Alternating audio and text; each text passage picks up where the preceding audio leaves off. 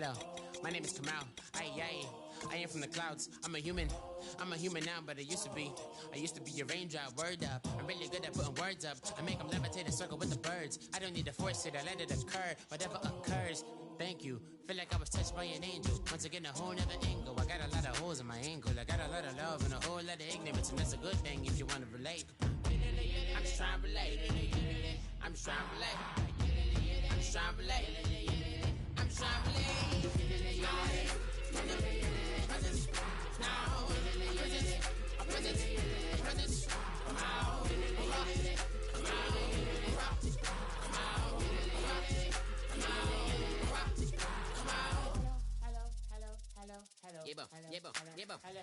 It's come out like a power within him.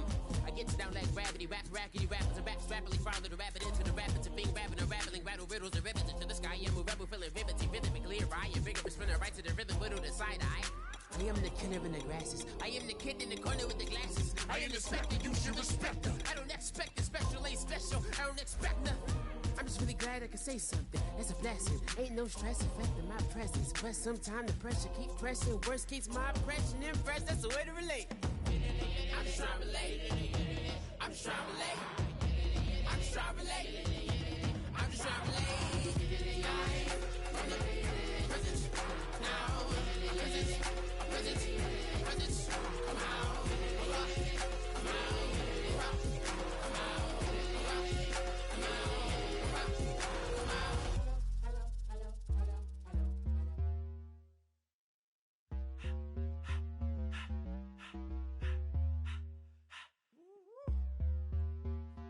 All up in my face, you're not from the clique.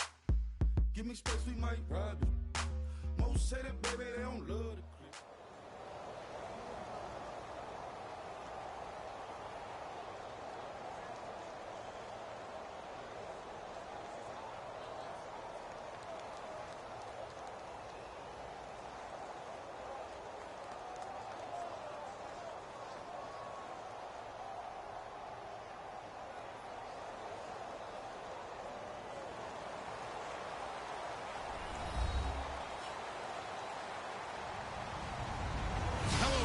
I'm Larry Ridley. You're tuned into the NFL on EA Sports. We've got a good one on tap today, and there's going to be two quarterbacks ready to get it done on the gridiron. It's Dalton's Bengals going up against Brady's Patriots. So with that, let's get up to Gillette Stadium in Foxborough. Here are Brandon Guyton and Charles Davis. Thank you very much, Larry. We are here on a beautiful afternoon for football. Today, we're set for a good AFC matchup between the Cincinnati Bengals and the New England Patriots.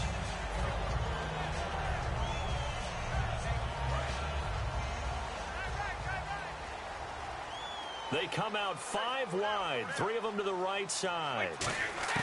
Brady now on first down. Slant route caught by Edelman.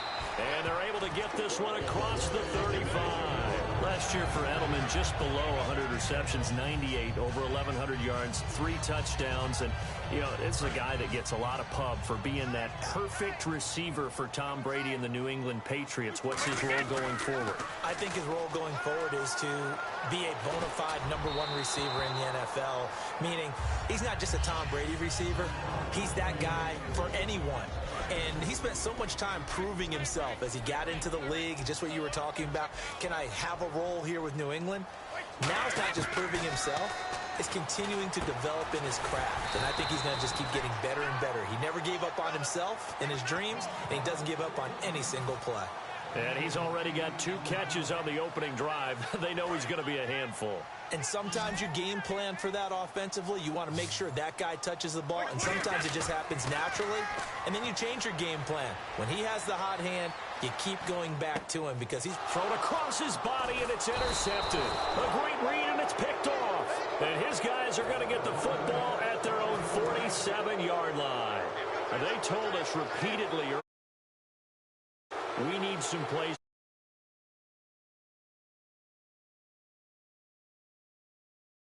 Got one. And don't think they were above all week long pointing out to their defense that the other defense is rated higher than them. You going to let that happen, guys? Is that how we're going to play? And they responded to the challenge. And when this offense is clicking on all cylinders, they're looking for Green, and it's intercepted. Devin McCourty picks it off. Okay, partners, New England comes out here to take the field on offense. And this is such an interesting story, how they've been able to do it year after year after year. Guys talk about parity in the NFL. Well, New England has kind of transcended that parity, and they've done it with guys that you don't normally think of as household names. The parts keep changing for New England. That's the amazing part on offense, all right? Offensive linemen change, receivers change, running backs change.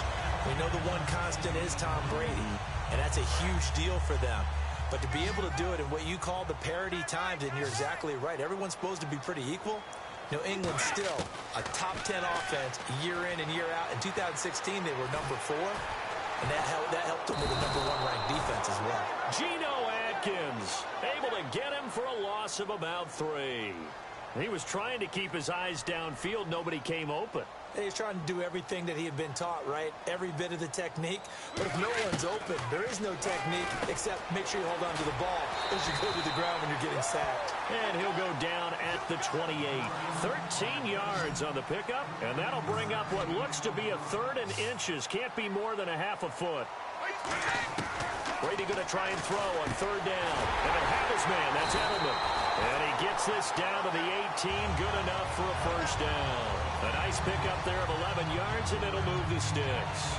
Throughout his career, Tom Brady has made a living with the quick pass, hasn't he? How about that one? A little slant inside. And I think his arm's gotten stronger throughout his career, too. Yeah. And you can just see one of many examples of why he's made more trips to the Super Bowl than any other quarterback.